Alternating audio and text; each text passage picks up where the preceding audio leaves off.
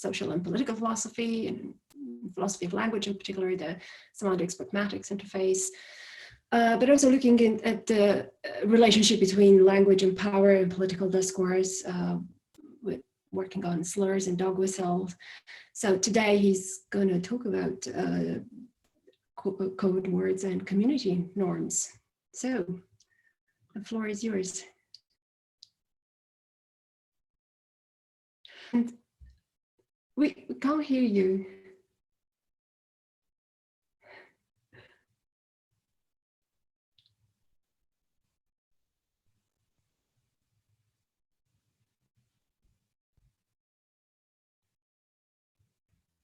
No. Oh, maybe it's to do with the headphones. If somehow they're not synced, that tends to happen. Try again. Okay, sorry about that. Okay, that's working. Yeah, my bad. I have this stupid, complicated setup, and I usually have it set up before. And anyway, I was running to get tea, and I didn't have it all set up. Anyway, okay. Can you hear me now? Yes. Okay, perfect. Great. Sorry about that. I apologize. I wanted to say thanks to the organizers, first of all. So Mihaela, Anton, and Stephanie. And so I wanted to give them a virtual warm round of applause for putting on this conference. And so that's my first thank you for you guys. I mean, these workshops are really, really awesome. And the fact that you guys have such a, I mean, it's so international. Like, I was really amazed at the where everyone was coming from and how you coordinated the time zones. So first of all, that was amazing. And I really gotten a lot out of the talk so far. Since I'm a late riser, I missed a couple of the early ones, but I apologize. But anyway, so today I'm going to talk about the title of the talk has changed slightly because it's very much in progress. And the title now is Coded Speech and Norm Accountability. And as you'll see, basically, I can tell you autobiographically what's been going on and why the talk has sort of morphed and changed over time. And so that'll be something that we can get into. Okay, so let's fix some ideas. And I should just say, many of the examples I'm going to use, some will be maybe new to this area of discussion, but many of them are the kind of classic ones that have come up in talks already at this conference. But I'm going to still go over them just in the event that not everyone was at all of the talks.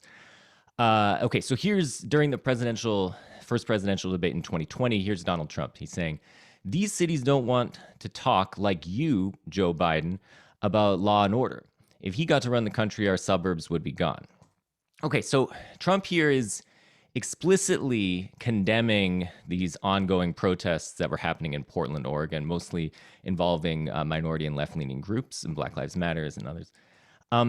But he's implicitly doing something else, right? So he's threatening a kind of imagined end to the suburbs and the largely white demographic thereof. And he's contrasting that with the cities implicitly kind of stoking fears of Black on white violence, something like that. Okay, so in the past 4 or 5 years, there have been a really increased interest among philosophers of language and linguists thinking about this kind of talk. And I have in mind here people like Liz Camp, Jason Stanley, Jenny Saul, Robert Henderson, Elle McCready, and Carlos Santana, among many others. So my goal today is going to be to sort of disentangle a bunch of related issues here with the aim of kind of clearing the path forward for future research. So some of the talk will be articulating a particular, some particular mechanisms as to what's going on, but a lot of it is just a framework thing. I just want to sort of think through the framework with which at least I've been thinking about this stuff and try to impress upon you that as a useful framework for thinking about what's going on here. Okay, so these kinds of examples are often discussed under the headings dog whistles, code words, insinuation, propaganda. Just as a stipulative thing, I want to lump all of this under a broader phenomenon. I'll just call it coded speech, just stipulatively. And the big question is going to be, well, what is this? And a lot of the work in this area has been attempting to sort of identify some kind of mechanism, some sort of communicative mechanism, like sending a message to one group without the other group hearing it or something.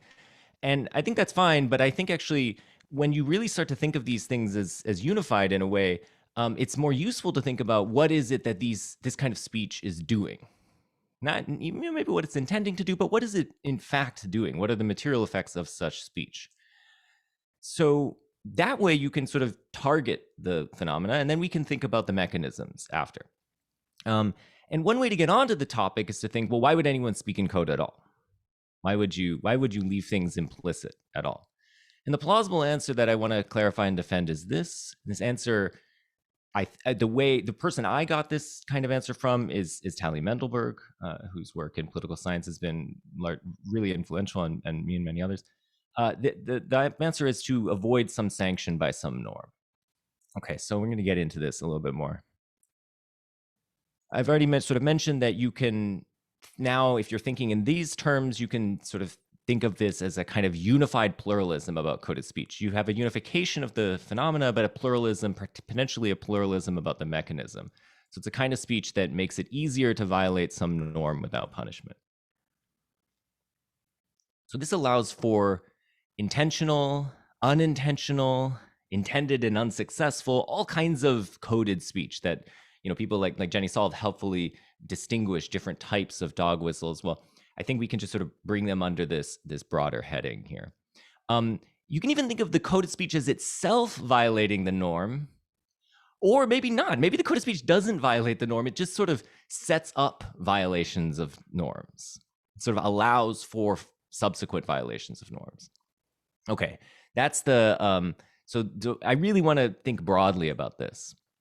Okay, so I'm going to focus on social norms, but as I've been working on this and thinking about it, I really think norms and social norms is probably even broader than this. So I'm just going to focus on social norms, but with the caveat that, any type of norm really, illegal, not even, whatever, could be involved here. But for me, the social norm is going to be a regulative standard of behavior that's grounded in some dispositions, judgments, and social practices of a community. So some examples are like tip wait staff, don't spin in public, shake hands when introduced, don't treat some races as inherently inferior to others, and so on. Okay, now there are going to often be benefits to violating social norms, right? Because many actions that can be personally beneficial to you are prohibited by social norms, like lying and cheating and stoking racial animus. But then there are also costs, right? So when you violate a social norm, you run the risk of social ostracization, material penalties like loss of employment, which can happen when people, for instance, use racial slurs, psychological costs like negative attitudes towards you from other people, and so on. Okay, so I'll just say stipulatively that when some action violates a social norm, then that norm licenses punishment of the action. But whether the action is in fact punished for violating the norm is going to depend on a lot of factors. So it's going to depend on whether, for instance, the violation is detected by someone who endorses the norm.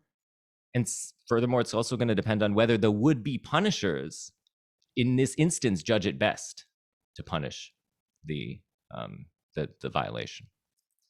So, I mean, there are going to be other factors here, but those are two that I want to look at.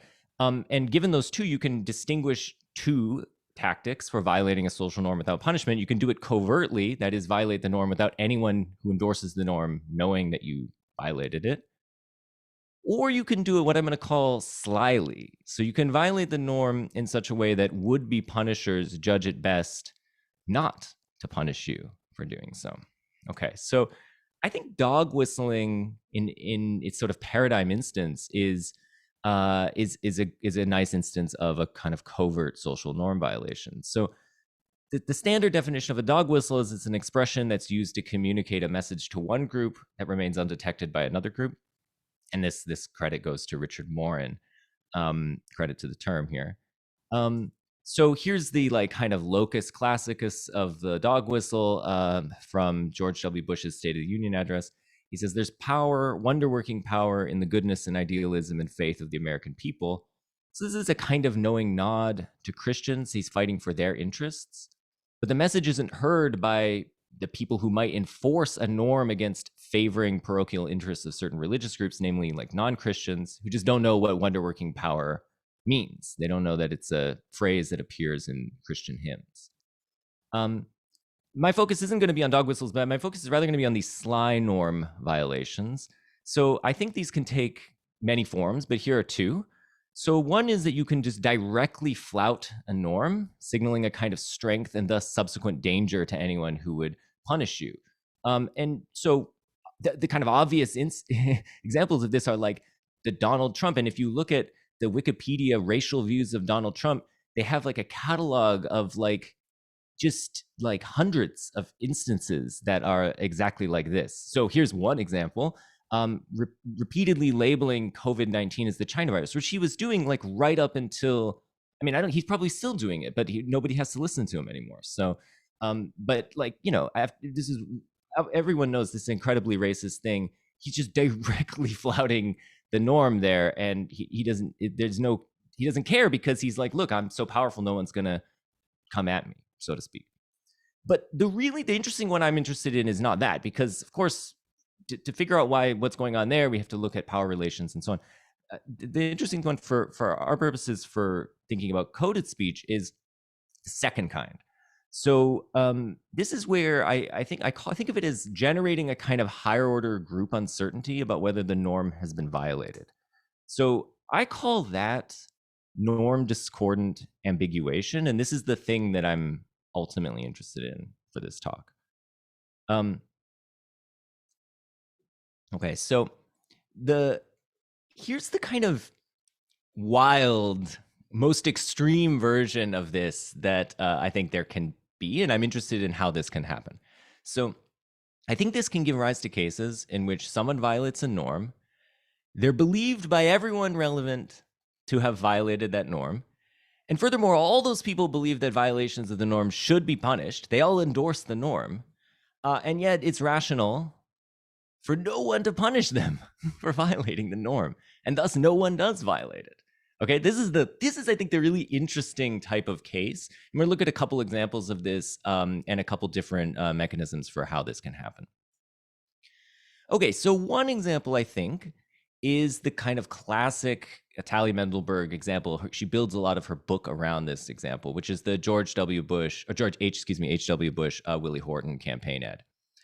Okay, so if you're not familiar with the ad, basically it involves a lot of juxtaposition of George Bush, George H.W. Bush, and then supporting the death penalty, and then this juxtaposition of Michael Dukakis, who, when he was governor of Massachusetts, allowed murderers to have weekend passes. One was Willie Horton.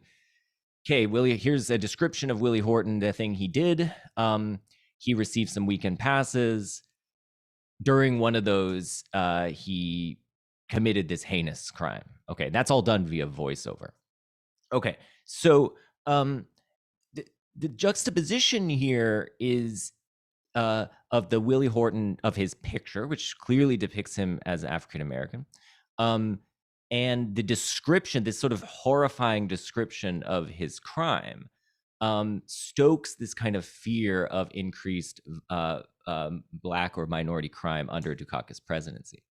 But the ad never explicitly says anything about race. And so it's harder to hold Bush and the campaign accountable to norms against this kind of racist fear-mongering than if they had just said so basically explicitly.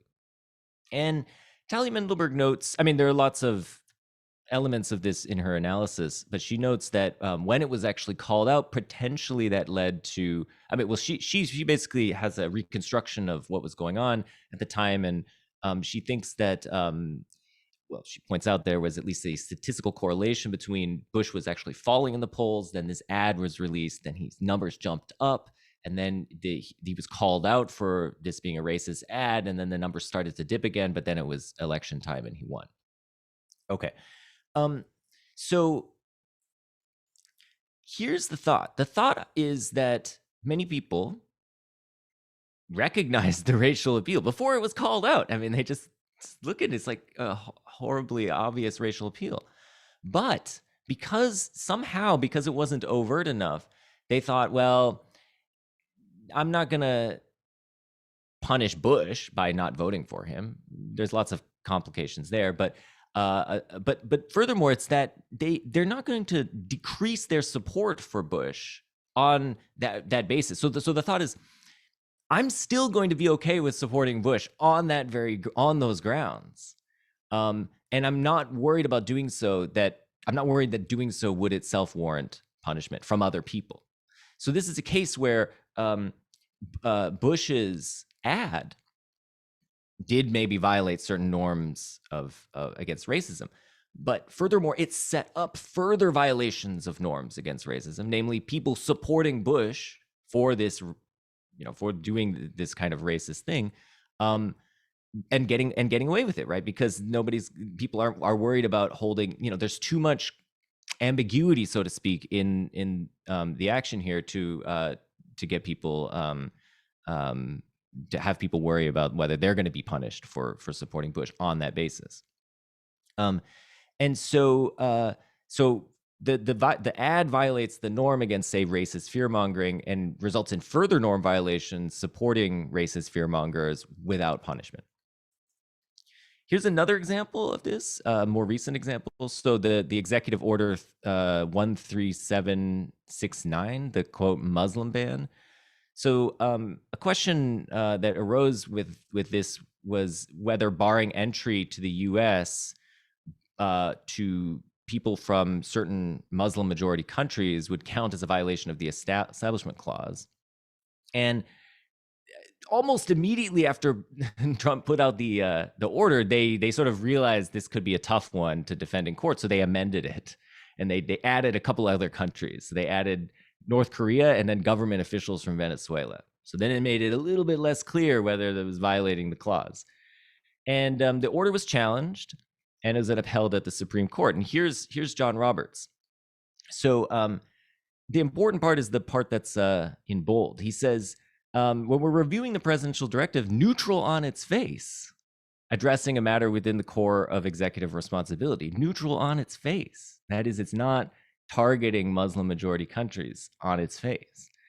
Now, I mean, the order clearly violated, in my view, clearly violated the Establishment Clause, and the addendums changed nothing about the material effects. The people who were going to be barred from entering were barred, and nobody who was not going to be entering the country anyway wasn't barred. So, but since the letter of the order didn't have in it anything about targeting specific Muslim countries or whatever, then people like Roberts, the Supreme Court justice in this case, they had just enough dialectical space to uphold the law. And I think that's what's interesting is that, I mean, Roberts is a smart guy. These people are intelligent. I don't think they really believe that the thing isn't going to only affect the countries that were in the original order. What's going on? Okay, here's another example. So this is the one that we've seen this example before in Julia and Alexander's talk. So you're pulled over and you're pulled over for speeding or whatever, and then you say, well, maybe we could just handle this right here. You're sort of giving an implicit bribe. Now, in this case, the person who's pulled over and the officer, they both know that there's a bribe being offered. I mean, and in this case, the officer is rejecting the bribe, but he's not punishing, we'll suppose, Jones for making the bribe because it's implicit. Now, what I think is interesting about this is that this isn't an issue of like people not recognizing the bribe or some people being like, I don't know, was it a bribe? So like in a follow-up study, Lee and Pinker, like they just asked people like, was there a bribe offered? And so when the guy explicitly offered a bribe, when he said, if I give you $50, will you let me go? They were like 100% of them said a bribe was offered. But in the implicit case, it was 99%. So it's not really like people are confused here about what's going on. So I'm going to claim that in each of the above cases, or at least I want to assume about them, that everyone relevant here believes that the norm was violated, and at least some of them endorse the norm. So they think that we should punish violations of that norm. And yet, nonetheless, those people don't punish the agent. So like in the case of the officer and the guy both know the bribe was being given. The officer wants to punish him. That's his job, is to punish people for offering bribes, among other things. But he doesn't punish the agent. Okay. Now, again, like maybe we can quibble, maybe this case, that case, it's not perfect. But the thought is that, I think plausibly some of these cases fit this bill. And, at least in principle, it looks like cases like that could be constructed. And I'm really interested in trying to make sense of those cases. Here's a really extreme version. The really extreme version is where everyone relevant believes that the norm violation should be punished. They all believe that the action violates the norm, and yet no one punishes. Okay. And furthermore, that maybe it is in their best interest not to punish. Okay, so how is this possible? This is the thing I'm interested in. So to see how this could happen, we need to recognize that punishing someone for violating a norm is itself an action, which is subject to judgment and other norms. So would-be norm enforcers are themselves having to estimate the practical consequences of enforcing the norm or staying quiet. And one factor that goes into this is whether a would-be norm enforcer is thinking what they are thinking about what others think about whether the action violated the norm. And of course, I'm also idealizing what the punishment ought to be. So if they're thinking like, maybe I should punish this way, they're wondering what other people think the punishment ought to be. Now, obviously, this kind of calculation is incredibly complicated. It's not the kind of thing that I think will admit of easy formalization, but we can make some simplifying assumptions, and even given those simplifying assumptions, we can create a situation in which that looks exactly like the one I was suggesting these other cases had. So take an agent who thinks that the following. They think that if somebody believes that some action phi violates a norm n, then they won't punish anyone who punishes someone for phi. Okay, so they're like, they go along with the punishment. But if somebody believes that the action phi does not violate the norm n, then they might punish someone who punishes someone for phi. Okay, so these I think are somewhat plausible assumptions. But of course, I mean, there are higher order elements here that I'm glossing over as well, because of course the person who they're thinking about punishing them for punishing is also thinking about who's going to, like, retaliations and so on. So there you can see the iterated structure here, but I'm just glossing those details for now. Because given this kind of idealization, then insofar as the agent who's now evaluating some norm violation and wondering, okay, what should I do about this? Well, they want to also avoid punishment themselves. So her beliefs about whether other people in the community think that the action violates the norm are going to be relevant to her decision. So in particular, if she thinks that everyone believes that given these idealizations, that if everyone believes that the action violates the norm, then she'll think, oh, well, then punishing doesn't risk reprisal. But if she thinks that maybe somebody does think that the action doesn't violate the norm, then she thinks, well, now there's room to think that maybe I will get punished. And the point is basically this: as long as the threat of punishment to the would-be punisher is great enough, then we can end up in a situation like this. Everyone in the context believes that n violations should be punished. They believe that the action violates the norm, but they all believe that someone in the context believes it doesn't violate the norm.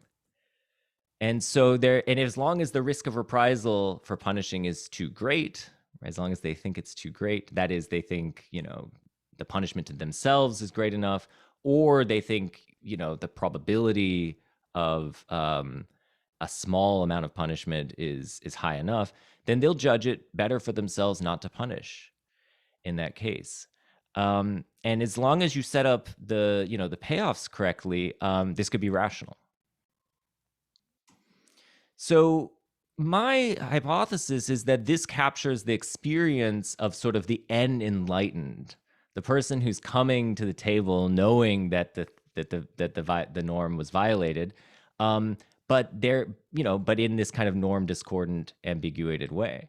So they they have this belief that the action violated the norm, but they just have uncertainty about whether the belief is shared, and that uncertainty leads them to want to cover their own tail, so to speak, and make sure that they don't get punished for punishing. Now, of course, as well, anytime you have norm discordant and norm discordant ambiguation, you could also introduce first order uncertainty. But the point is that all it has to do is introduce higher order uncertainty about whether the norm was in fact violated. Sorry, whether the norm was in fact violated. Okay, so that's the first part. It's just, I'm interested in this kind of framework for thinking about a broad range of activities that I think get lumped under, dog whistling and coded speech and propaganda and so on. Okay, so now I want to just think a little bit about the mechanisms. So I think here we should be open to pluralism. So I think one of the benefits of thinking in this way about the issue is that we haven't identified the phenomena via the mechanism. So we're open. We have space to think that there's 1,000,001 ways to generate this kind of what I call norm discordant ambiguity. Here, I'm just going to give you two possible ways of going, but I think that there's obviously room for many more. Actually, I had in earlier versions of this talk, I had many things I had worked through, and then I realized it doesn't make sense to have all those on the slides. So I think it's kind of interesting to sort of fight over which one is the best one in various cases. But I think but I think, yeah, so, but I'm less committed as to whether, this particular mechanism is best here or whatever. So I'm open to having more of a discussion on that. But anyway, so in my earlier work on code words, the basic idea was this. So you can sort of promote a kind of racist attitude in a community without expressing it directly by just sort of setting up your audience to infer the racist content from what you say explicitly. So the thought was basically this: you have some explicit statement, X is F, a background belief, F's are G's, and then you'll just, as long as that background belief is in place, and you can sort of foresee that, you'll be able to foresee, your audience will be able to infer from what you say that X is G. Now, but of course, when you do that, you have, like, not only do you have plausible deniability, but I really liked what Julia and Alexander, they had this notion of untouchability. You are untouchable with respect to X is G because you never explicitly committed yourself to it. All you have to do is disavow the background belief, and you're safe. So this is what I think might be going on in the Paul Ryan case, where he says we have the tailspin of culture in our inner cities, of men not working and generations of men not even thinking about working, blah, blah, blah. Okay. And explicitly, what's he saying? Well, he's saying there's a culture of laziness in the inner cities. Background belief: inner cities are home mostly to poor African Americans, or at least poor minority individuals.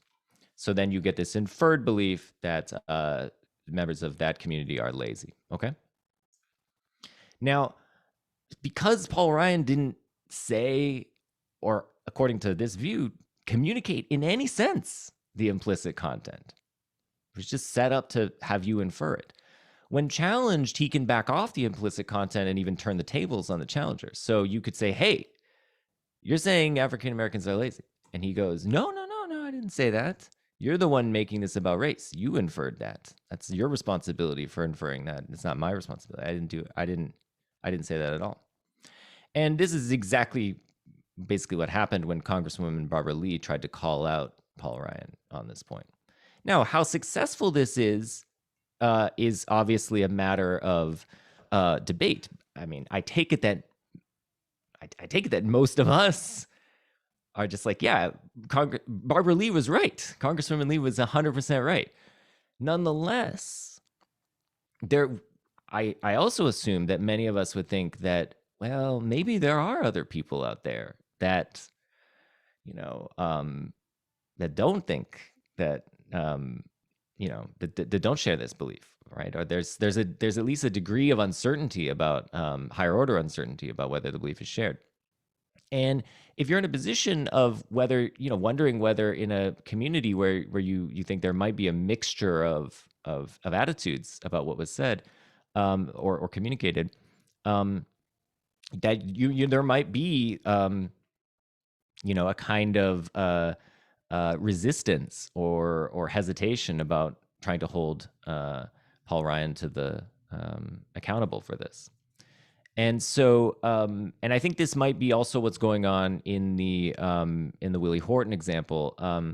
So here it's not obviously, at least I don't know, but it's not obviously an inference that's being made, but rather a kind of setting up an association that's generated by juxtaposing the arrest photo with the description of the crime. So explicitly is something like Dukakis is soft on minority criminals, association between minority crime and violence. And then what ends up being inferred here is that Dukakis, electing Dukakis would lead to more violent crime. And I mean, here's a kind of sort of slightly more extreme application of the theory. In the executive order, the Muslim ban, you might have that the background belief just ensures that the material effects of the statements, if they're imperatives, end up being the same. So just to use a kind of silly example, so you might have someone say, no one from Iran or Mars is allowed to enter the US, and no one from Mars is going to attempt to enter the US. That's just a background belief. And so the effect is just that no one from Iran will enter the US. And I think that's what's going on with the Muslim ban. What is happening here is that Trump is sort of making the statement about things that aren't going to matter, but that gives him some degree of cover because there's uncertainty now in the community about whether whatever things might matter to violating the Establishment Clause. Now there's uncertainty about that. Okay, so perfect. The next little bit is highly experimental, so we'll see how this goes. But in other cases, there you might have an even more extreme version of this. So what Liz Camp points out is that in some cases, it's only by recognizing the speaker's intention to convey the implicit content that the message ends up being conveyed. And the example is, to a realtor to Black homebuyers, perhaps you'd feel more comfortable locating in a more transitional neighborhood, trying to make the buyers feel uncomfortable buying in the neighborhood because of their race. But she has a kind of deniability or maybe perhaps untouchability here because she didn't say so explicitly. And what's puzzling about this kind of case is that in this case, you might think, in my other cases, maybe the norm, discordant ambiguity creates a kind of uncertainty with respect to the higher order uncertainty. So even if it's shared belief, the belief is shared, it's not common ground. But in this case, you might think it might even be common ground that the speaker is aimed to make the addressees uncomfortable. But then where how is there any room to deny this? Of course there is, but it is somewhat mysterious. And so Camp calls this insinuation, and she says it's a way of making P common ground without putting it on the record. So what does it mean to be on the record? I take it as something like, you made some sort of conventional move to put P on the record. And the answer as to why, you can deny it when it's off the record, even if it's common ground, is that what's on the record is public in a way that what's common ground isn't. So, and she says, publicity is just a matter of being available to a range of audiences across a range of contexts. And this is precisely the feature that conversational common ground lacks. And so I think it's something about being able to be exported to other contexts, perhaps in the form of testimonial reports, whereas what's off the record, even if it's still common ground, cannot. Now, I'm a little bit sort of unclear about this. I mean, I'm unclear about everything in this area, so there's no surprise here. But I'm a little bit unclear about why non-publicity would generate plausible deniability. But even furthermore, it does seem wrong that it's sufficient for norm discordant ambiguation, because there are lots of things that are off record, but but can sort of, people can be held accountable for. So, contracts for services are taken to imply that the service will be delivered with reasonable skill and care, even if it doesn't say so in the contract explicitly. So you can be held accountable for violating things that are um, that are implicit in this sense, off record, even if they're common ground among you. And so I wasn't sure whether we have a full answer here. I do think that this notion of what's on the record and off the record is interesting. So here's another possible way this could matter. So whenever you make a conventionalized move in the game, you take responsibility for that move. So you represent yourself as fulfilling the norms of the move, and that you believe that you fulfill the norms of the move, and so on. But whenever you non-conventionally implicate something, you leave some, at least in the case of particularized implicatures, you leave some of the interpretive onus to the hearer. So the open-endedness leaves room for different ways of filling them in. And so, the hearer is brought into this product by, you might think of it as like the implicature becomes a joint product of their interpretive labor. It's not just me telling you something, it's like you figuring out what I'm trying to say, and then so you're sort of brought into that picture. And so it's, of course, remember, we're in a situation where it's supposed to be common ground. So it's not like there's uncertainty about what the person implicated. Of course, if there were, then this would be a standard case of norm discordant ambiguity. But this isn't that. So it is common ground. But the thought is that the speaker has this space to put it on the hearer. They can say, of course, disingenuously, you misinterpreted me. And now maybe it will still be believed by everyone that the speaker intended what she's denying. But the point is, now there's room now for higher order uncertainty about whether others believe this. So it sort of forces a revision of the common ground, but it's a revision that's non-destructive. So we could still make sense of the speaker's utterance. We just have to do so in a different way. So that's different from "it's raining. Oh, also I don't believe it's raining," where we have no idea what's going on with the speaker. Whereas if perhaps you'd feel more comfortable in a more transitional neighborhood. Also, this has nothing to do with race. We can make sense of the speakers talking about something else, and it maybe disingenuously, but it does seem to be possible to understand what they're saying, or at least what they're trying to do. And so I think that maybe is what is creating room for this kind of higher order uncertainty, even if in this case we just think the person is being disingenuous.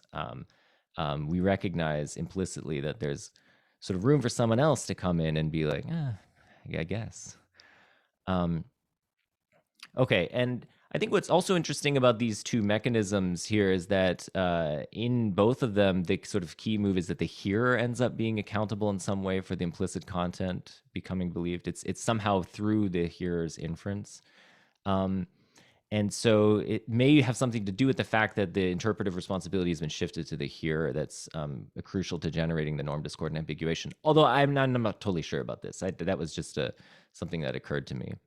Okay, so here's the end. I want to think about coded speech as a kind of means of generating norm discordant ambiguity. And then I want to be open to pluralism about how this works. And I think, one of the fun things about this area right now is that there's a lot of exciting work identifying various possible mechanisms. And I think there's lots of room to continue on that path. So thanks. Wonderful, wonderful. Thank you so much, Justin. I'm so happy that actually we have so much of an overlap in terms of the way I think of slurs, especially in terms of this inference-driven approach and association. But I will concentrate first on the questions. So as we had conventions earlier, you put Q or J for junior. If not, I can just jump in, but here's Christoph and then Jenny. Jenny, you can go first. I was like a second faster than you if you want. No, sorry, no. Okay, so my question was really general, sort of harking back to the Supreme Justice remark. So I think you mentioned a bunch of interesting things, especially about sort of pushing responsibility onto the hearer. But isn't that ban example also a case of where it's a competition between different norms? So conservatives would say, yes, you might get us on violating one norm, but we're just doing that in service of national security. You know what I mean? So there's a different norm at stake here, and they've clearly chosen to favor one norm over another. So they and I think like the Supreme Justice said something down below. It's like must consider not only the statements of a particular president, but also the authority of the president. Okay, that was a different point. But I thought, isn't there another norm like national security and the whole argument why people from those countries? I don't want to go into details. You know what I mean? Is it a competition between norms? Yeah, no. I think there's lots of space to think about how these things can arise when you do have competitions between norms, and then how do you resolve that? In this case, I mean, I think violating the Establishment Clause is grounds doesn't matter if it's like for national security interests, as I understand it. That sort of bars you from doing that. You cannot, by executive order, violate the Establishment Clause. Mm-hmm. So. Okay, so because it's a part of the Constitution. So in this case, I'm not sure about that example. So the crucial thing for them was to make sure that it doesn't violate the Establishment Clause. And then, of course, they want to give some positive justification for why we're doing that. And then that was the thing that I think you mentioned about national security and so on. What would be really interesting is to look at cases that aren't asymmetric in this way, where you have sort of one norm that kind of trumps the other norm, but norms too, where the two norms like are on a par and nonetheless like conflict in some way. I don't have a case before my mind, but yeah, that's a really cool, that'd be another really interesting thing to look at. I take it there'd be, yeah, I'm not totally sure. Do you have more thoughts on that? I was thinking of the point in your talk where you said how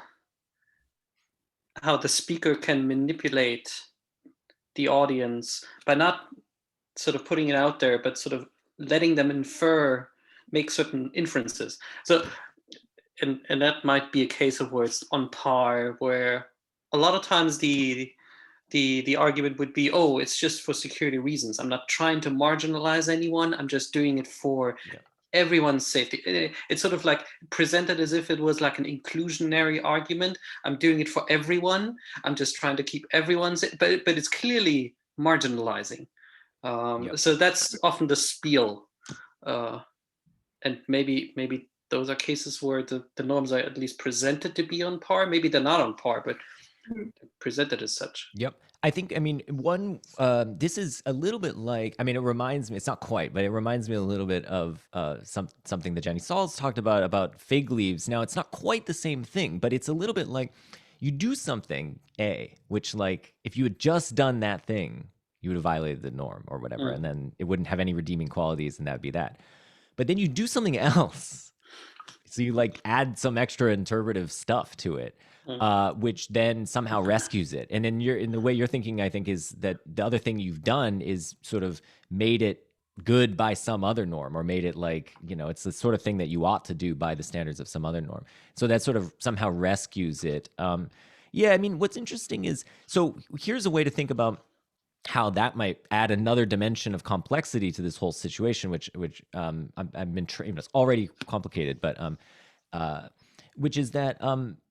Okay, so I've been thinking about just a single norm case, and you can have uncertainty, not just uncertainty with respect to yourself about whether it violated the norm, but higher order uncertainty about whether others in the group think it violated the norm. But I think maybe what you're thinking is like this. We could have other cases, and I think this is totally right, where there's no higher order uncertainty about whether the norm is violated. There's just higher order uncertainty about like whether violating the norm in this instance is justified by being sort of good by this other norm. So this is another case where maybe you think it isn't, right? And everyone thinks it isn't, but you have higher order uncertainty about whether other people think it is or isn't, right? And so there's another dimension there where then you might not punish because you just think, well, maybe other people will think it would, the trade-off was worth it. Yeah, I like that. Yep. Yeah. Okay, I will come back to that. So, Jenny's next. Okay. Hi. So thanks for that. I really liked it, and I think I agree with all of the overarching theoretical picture that you're painting. I just want to talk about one of the examples, though. Yeah. I actually was quite surprised by the way that you discussed the Willie Horton example, because you said that most of the people, at least, realize that the norm is being violated, but they're not sure if other people are going to recognize that. Yeah.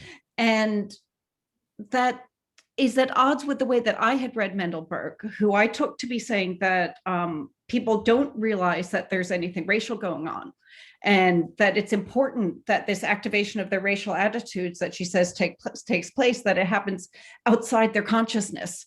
And then it's when Jesse Jackson calls attention to it that they start thinking, oh, hang on, there might be something racial going on here, and start self-monitoring. Yeah. And so your story seems at odds with that. Now, I do recognize that to us now, looking at that, we just think, how could anybody not see that as racial? But a lot has changed over the last 30 years. Yeah. And one experience I've had that's been interesting is giving this talk, say in Europe. The audiences are much more likely to say, wait, I didn't see that. I mean, I can see that the experiments that you discussed from Mendelberg show that something's going on here, but I wouldn't have seen it that way. And so it makes me realize maybe it's not as obvious as it seems to us now.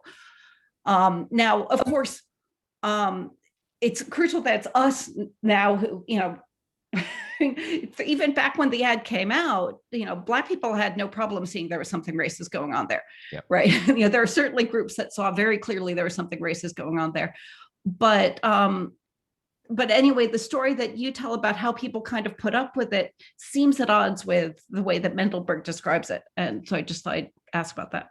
Thanks, Jenny. Yeah. I mean, I concede that point. I think what's really interesting about this case is exactly what you said, which is that different groups had different reactions to it. And I think that's totally right. So white people in 1992 or whenever this is happening had 88. I forgot which year was that which election cycle. Yes. They're going to have one reaction. African Americans in 88 are going to, thanks, Eric.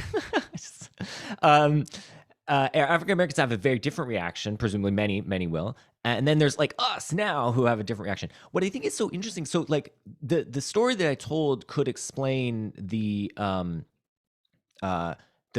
reactions of African Americans in 88 and the reactions of us now, but they don't explain necessarily the reactions of certain white Americans. And I think that's I'm sure I'm willing to totally concede that. And I think this is part of the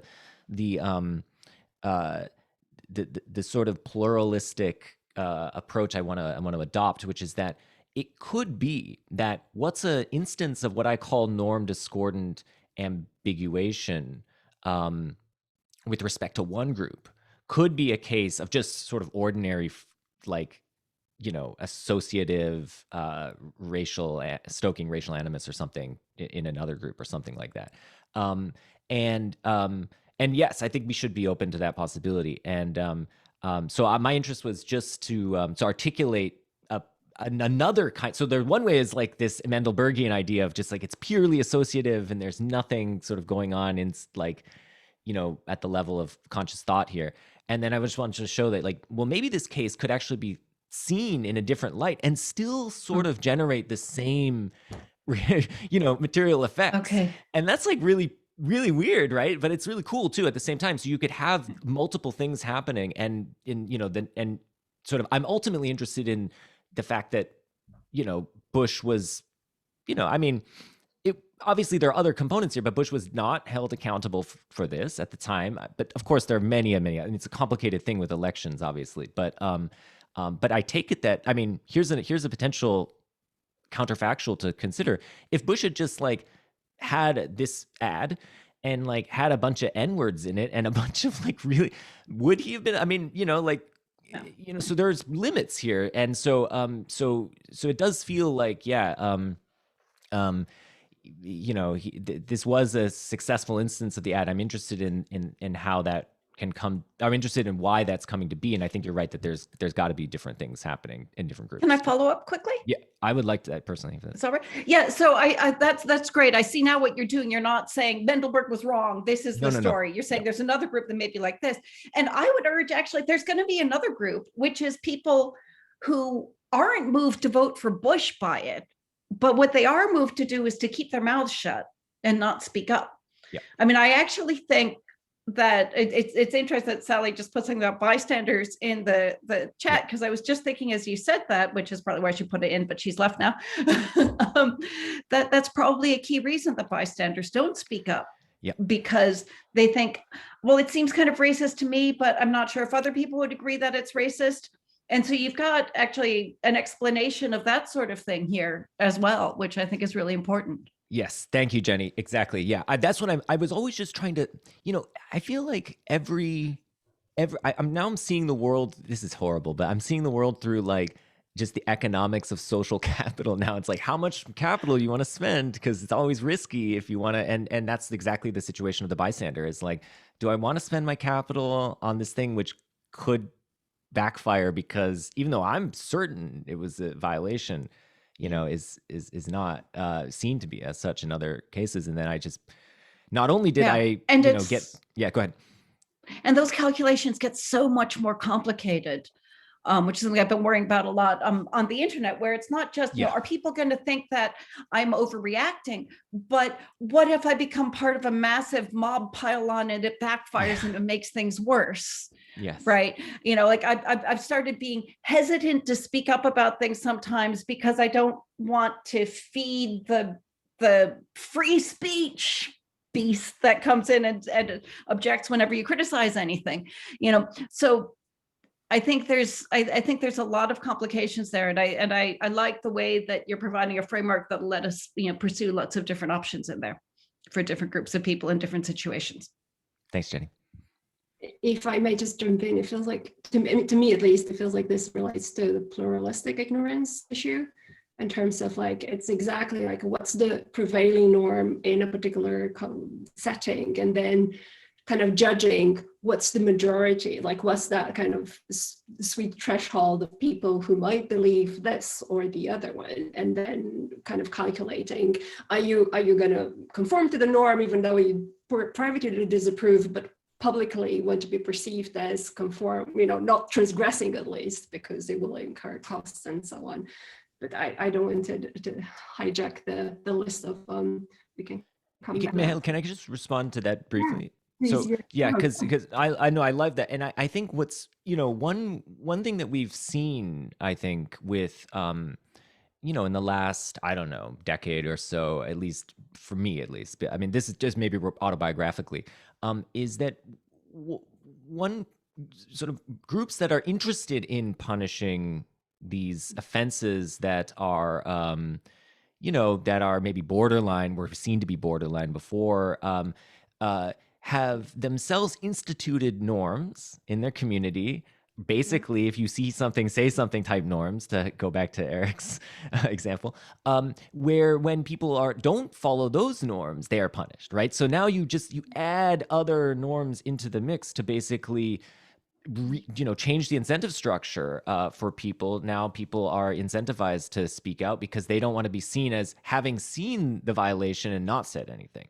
And so I think that, so this is this structure of so that provides a potential way forward. Of course, now what we're seeing is a backlash to that of now people are, everything is politicized, and now people lament the fact that you can't, you can't just live your life and just say apolitical things, but so there's a kind of, but I feel like this is just this constant negotiation that we're undergoing socially, but it's just, for me, it was helpful. I'm sure economists have sorted all this out, but for me it was just helpful to think through some of the things that we as philosophers of language and linguists have been looking at in this kind of more I don't know, game theoretic perspective, so to speak, loosely. Anyway, yeah.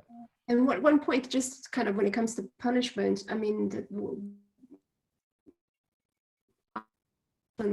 with transgressors, so it's kind of an openish question as to whether you would be prepared to incur that cost of calling out, or and how you negotiate but I think in a way, for me, it matters what's the prevailing norm, and that feels, and maybe indeed there is a hierarchy, and there is always this from vicarious work is what is the majority, the empirical expectations that matter in a particular context. It will determine whether you shift from one to another when you have a conflict between norms. But sorry, I hijacked the discussion. I think we left it. Alex was next. Yeah, thanks. So this is just about a minor point, which is, I guess, not essential to you, but a similar thing has been worrying me in Kemp's paper, so I thought I'd see what you say. So it's just about the interpretation of the empirical data that Lee and Pinker provide regarding this this bribing the officer case, where you said, and I think Kemp said something similar, well, look, they say it's 99% that he was trying to bribe it, so they believe it, so they know it. And it seems to me that this inference is a kind of shaky, because, I mean, most people would agree that any probability less than 1 is not going to be sufficient for knowledge. As you can see in lottery cases, you have this ticket and you don't know it's going to lose, even though you are more than 99% certain that it's going to lose. And similarly, in terms of belief, it's more difficult there. But if you think of this kind of, outright belief, this kind of acceptance state, might be the same. And last thing, thinking psychologically, well, what did these people try to get across when they picked 99 instead of 100? Probably, well, there's a chance that he meant something else. I don't know exactly. So yeah, actually, I if I were interpreting these data, I'd say, well, in one case they know it, in the other case I think they don't. Yeah, that's interesting. Yeah, I'm trying to hold on. I haven't actually looked at this article in some time. I remind myself of what. Okay, it's longer than I expected. Okay, so I won't know. I was interpreting it as, but I haven't looked at it in a long time. That the 99% was just a yes/no response. But if it's the average or something, then do you know off the top of your head what it was reporting? I thought it was yes/no. Oh, well, so that 99% of the people said yes. Oh, that's no, what I thought. But nice. I haven't looked at it in a long time. Yeah, interesting. I thought it was the average probability, something like that. But I'd have to look it up myself now. Say it. Yeah. That's, okay. That's definitely relevant. Yeah. Yeah, that's relevant. Yeah, exactly. And so if it turns out that even if it was an average, right, then there's got to be a lot of people. If you get 99%, you're gonna have to expect either a lot of hits at 99 or that's true too. 100. Yeah. So there's still a lot of people who fully believe. And I offer it to you. I mean, I take it that it's hard sometimes to distinguish between, especially in this kind of context, whether you're reporting, if I asked you, do you think he offered him a bribe? Because it's such a normatively loaded thing, you might be like, well, when you report yes or no to that, you might be thinking, well, what do I think? Or you might be thinking given the legal standards, because now we're going to take this guy to court, and then now we have all the extra higher order stuff that might factor into that. Are you going to be willing to prosecute this guy and so on? And so it could be that that's also a factor, but I mean, so the scene I put here which is from Fargo, if you watch the whole scene, I mean, it's maybe even more obvious because he's got the $50 bill coming out of his wallet. So he's sort of like showing him the $50 bill at the same time, which makes it pretty obvious. But yeah, and even in a case where it's not, I feel for myself, I would say yes, I believe that. And only in like a high standards kind of, only if you were like, your life depends on it, would I want to not say I don't know. I mean, I agree anyway, with this. Yeah, I agree with this judgment, and I don't think it changes anything in your dialectic. Just one last thing maybe about this idea. Yeah, it could, and one more thing I want to agree with you is that it might be that these percentages might already factor in some practical stuff, so that when they respond to this question, they are already not answering a purely epistemic question, but more like a question: can you now arrest this guy? And then they say, So I totally agree with that too. So. Yeah, thanks. No, thanks, Alex. That's great. So I think we have a question from David. Hi, Justin. Thanks. Really great talk. And I'm torn in a way I'll make clear. So I really love the idea of uncertainty about whether there are some people who regard something as bad, coming and then kind of iterating that, being part of what's going on. So I'm reminded, it's like you've taken what I think Miranda Fricker called dodgy epistemics in indirect speech acts of various sorts, like threats and like the ones you're considering here, and you've kind of got a dodgy deontics on top of that. It's like an epistemic, like it's what are the norms in our society and what's agreed on. So I really liked that kind of extension of as I see it, a kind of extension of the Fricker idea.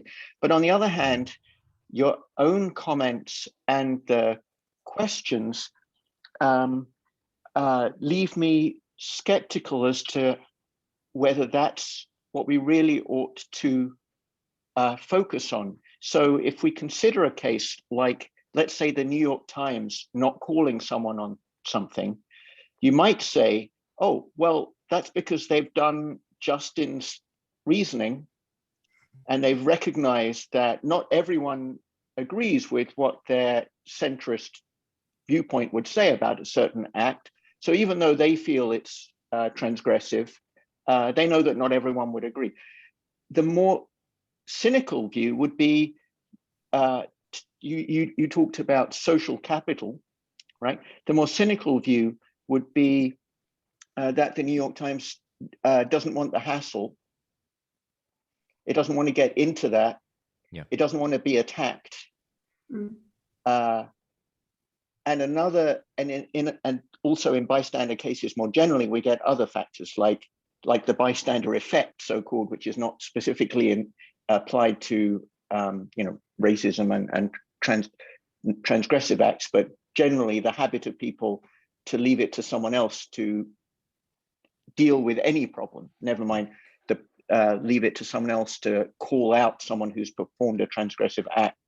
So there are given that there are so many reasons to explain why people don't call other people out, some of which will correlate with the factor that you identified, right? What's the reason to kind of prioritize what I'm calling the dodgy deontics, but I don't know if you like the term, story that you have above, let's say, your own social capital hint that you gave in answer to one of the questions? Why not start from that and say the dodgy deontics feeds into this fear of losing social capital, and that's really what's going on? So is your story the cart or the horse? Great. I'm totally open to thinking that the fundamental thing should be understood in terms of social capital and how much you want to sort of muddy your hands in the water, so to speak. the only reason I was interested in this sort of uncertainty stuff is because the entry into this for me was this coded speech phenomena. So I think what's going on with coded speech is that it's doing this uncertainty generating thing. Now, so just autobiographically, my sort of my journey on this was basically this. Jason wrote his book, and I started thinking about cancelability. So I was like way down in the weeds about, Jason's talking about basically people eroding norms by consistently violating them in this kind of deniable way. And I was like, well, I think there's this aspect of that that's totally right. And then I was disagreeing with him about the mechanism. So I was just totally in the weeds. And then the process has just been one of just like abstracting further and further away out of that. And so I think what you're suggesting is like, let's abstract even further out. And I'm totally open to that. So I want to keep one eye though on the aspects that I think are, interesting to philosophers of language and linguists, which I think is this, in particular, this stuff about, coded speech or whatever. But yeah, I mean, just to give you a sense of the other thing I was thinking about initially when I was working on this was it's sometimes called the paradox of enforcement. And so game theorists talk about this, which is, well, how do norms ever live if it's costly to enforce them? And so you're always just like, you're in basically a prisoner's dilemma situation with like, it's always better for somebody else to enforce the norm, even if everyone agrees. So it's just forget the situation that I've described where there's like any kind of uncertainty. Even if we all agree, we're all just like, oh, let that guy do it because it costs me to enforce it. And so I think there's also that issue lurking. I wasn't sure how much of your question was about that. I take it that the thing you were saying about the New York Times, just to respond more directly to what you were saying, I understand the way you described it is actually one where there is some degree of higher order uncertainty. And that's partly why the New York Times doesn't want to, say, get involved in calling out something. But maybe what you had in mind was more of just the case where there isn't any uncertainty, but the New York Times they're just like, I don't want to be the one who has to do this. Somebody else will do it. I mean, the New York Times is an investigative monster that at least thinks it knows what public opinion is on these matters. So I'm not convinced by the uncertainty story as such in that particular case. But also, I think something where there's maybe a little more work for you to do is in justifying why this is important in the case of coded speech in particular. Once we get into these cases that have been discussed in the conference, and I think Elizabeth Camp discussed and various people have discussed them, these cases of implausible deniability that I think came up yesterday. In many of these cases, it's implausible that I don't know about anybody, but it's implausible that a significant share of the audience actually doubts what's going on. And they furthermore recognize that the slight coding implies the degree of coding there is, the degree of indirectness shows the speaker's awareness of the transgressive character. So, if you just say something, it might follow that you don't know that it's bad. But if you actually use some device like this, and the same can be said for many threats, like everyone agrees that it's a threat. So there's a problem with the dodgy epistemic story, right? But the what are you going to do about it issue seems to be just as strong. So at least for this class of cases, where the implausibly deniable cases, it seems like the social capital story wouldn't rest so heavily on the epistemic story, whereas for other cases, it might indeed rest on that more squarely. I guess that would be my comment. I'm not sure if that's a question, but on the other hand, I did find your way of looking at it very enlightening. So I thought that was like a really helpful development. Yeah, thanks, David. Can I take the second point? On the first point, though, just really quickly about the New York Times thing. So maybe just a point of clarification, and just tell me if this is addresses the point. So when I talk about higher order uncertainty, I don't necessarily mean like you don't know that other people or don't have any beliefs about what other people think.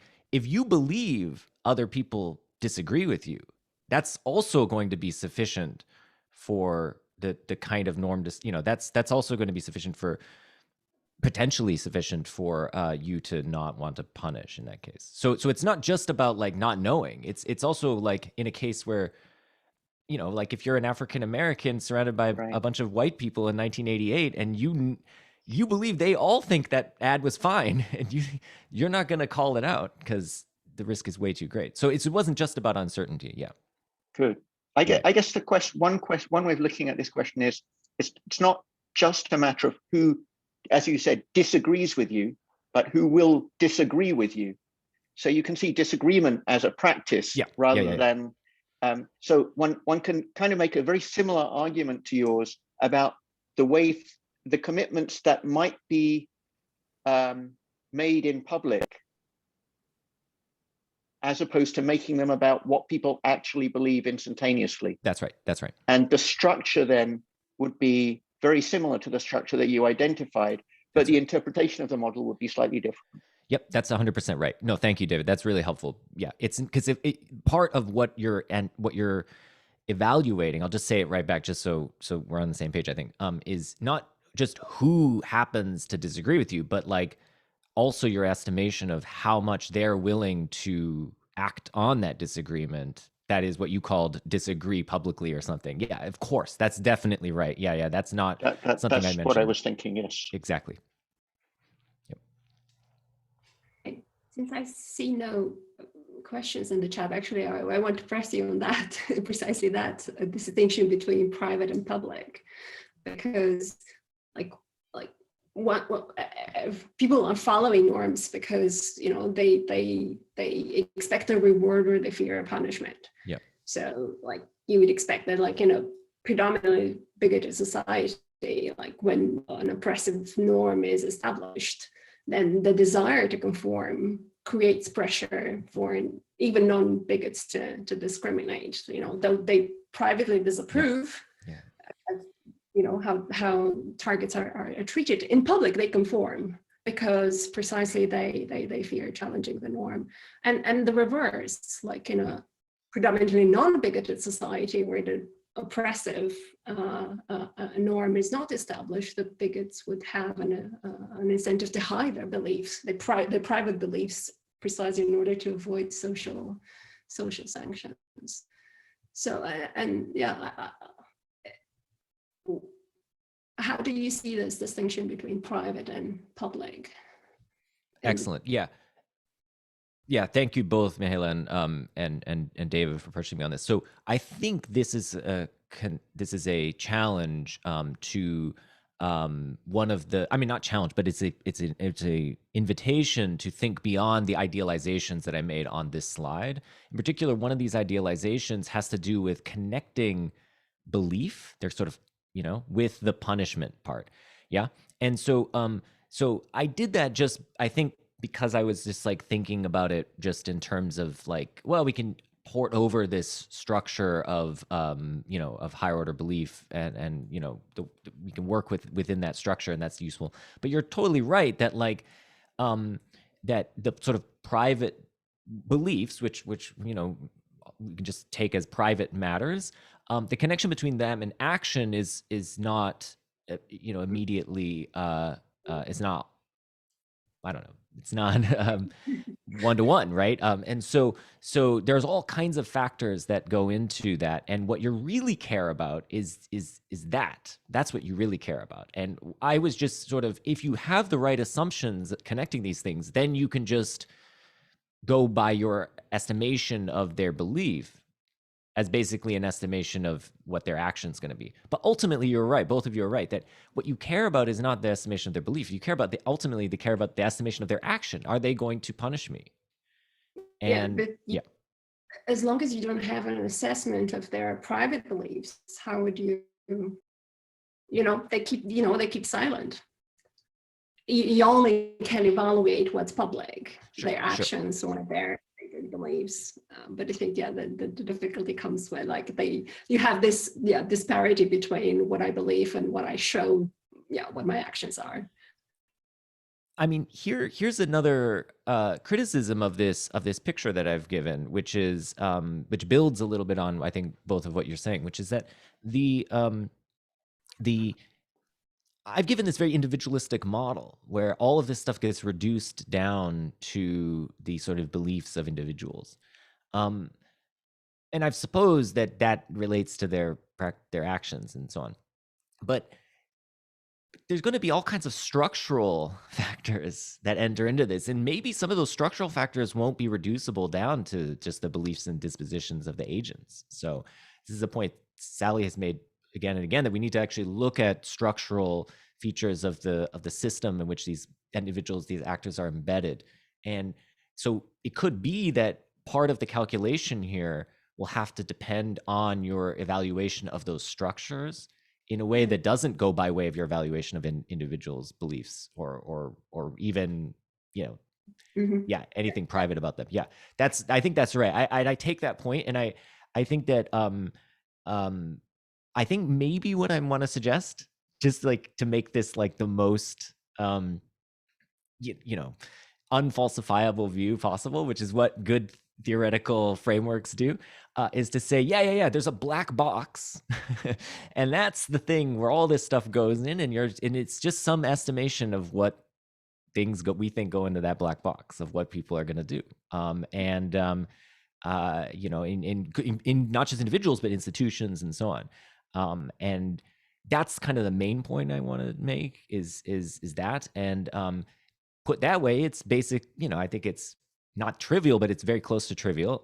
And I'm okay with that because I think that nonetheless, it's helpful to start to think in these kind of frameworks, because then we can start to now dig into the questions that you and David are asking me about like, okay, so what goes into this box? Is it just an estimation of the beliefs, or is it all, we have to also think about the element of uncertainty about the norm within the community and so on, and norm uptake in the community and all that. So there's a bunch of factors here that I was all trying to just abstract away from, just to kind of get the main point across. But yeah.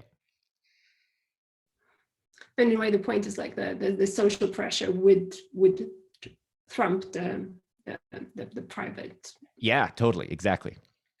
Okay. Yeah, exactly. I mean, I'm somewhat optimistic that we could analyze a lot of that by really good models of higher order belief.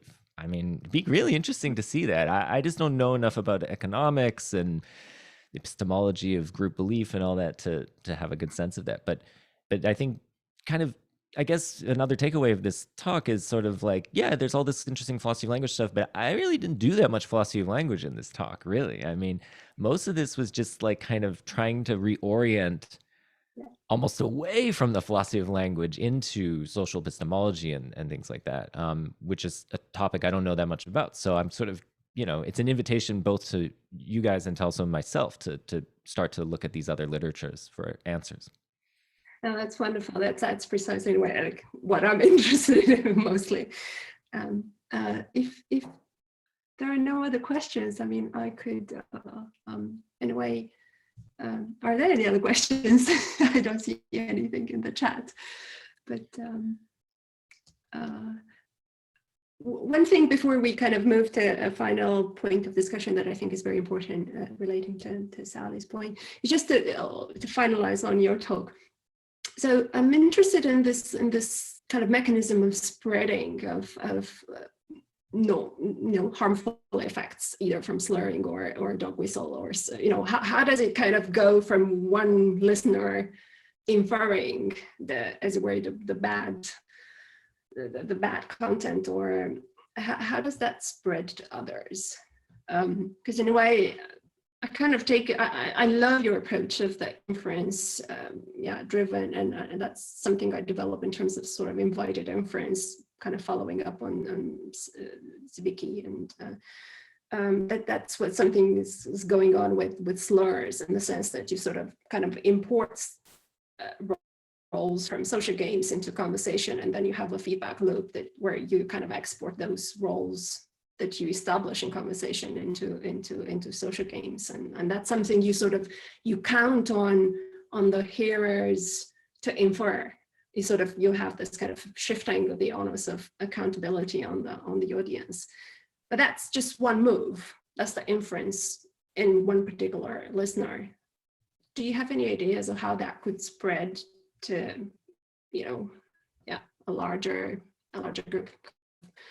Inciting others, kind of constructing your base such that many would be predisposed to engage in that kind of inference. Any ideas? I don't have any ideas. I'm curious. Is this also kind of an open-ended question, right, for everyone? Yeah, because I think it's really interesting. I'm not totally sure. I mean, do you have a sense of what the incentives would be for generating a group of people who would reliably make such inferences? Can you give me a sense of what the incentive structure might be? When I'm thinking of slurs, for me, the power grab is a kind of incentive that let's say a speaker is trying to achieve, and if other listeners and the audience are kind of similarly predisposed to sort of, and they see a display like, ooh, that's how you grab power, I'm going to do it the same. So that kind of updates their beliefs in a sort of, whether it's Bayesian updating or associationistic or any other form. But that kind of then sort of trickles down to many others who would be more willing to make that inferential leap. I mean, is your sense something like there's a kind of modeling of bad behavior and getting away with bad behavior that can be sort of mimicked or something, there's like a danger to that kind of? I guess that would be one sort of, yeah, in particular, as you see with like Trumpian discourse, the fact that he gets away, it's kind of an example of what you should do, like a recipe of how you could achieve similar effects.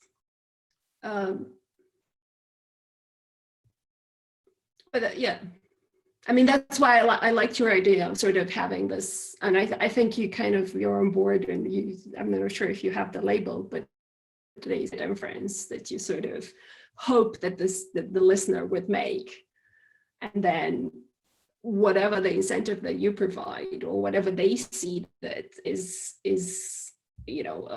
a reward in repeating that kind of inferential pattern or behavior. That could be enough to kind of establish a like-minded community. Right. Yeah. I mean, one of the things I'm interested in too is I didn't mention this too much, I guess a little bit, but I'm interested in how these uses of language can not just themselves violate the speech, but, as I think getting onto what you're saying, sort of provide a kind of locus for other people to sort of whitewash their own bad behavior by. So it's sort of like so you can imagine somebody being like, I'm a Trump supporter, and then you're like, really, that guy's a racist, and then this person's like, well, but he said only, blah blah blah, and then all the fig leaves you trot out all the fig leaves that he said as well, just to use Jenny Saul's kinds of example.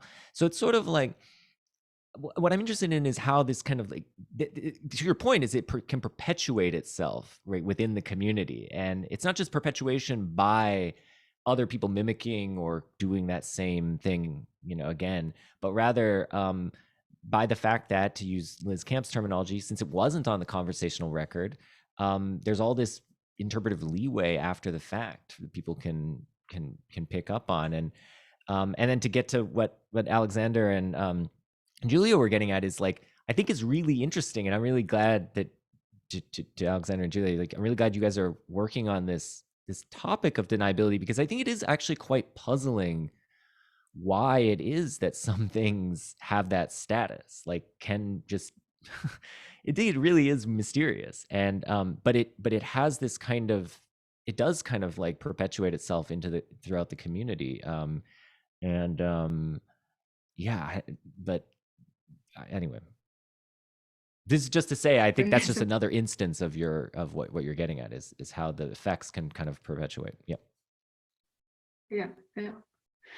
I'm really sorry indeed that I now realize that perhaps many participants have left. So one thing that I wanted to put on the table is indeed to sort of open a discussion of what would be the best practice to avoid the situation that we had now.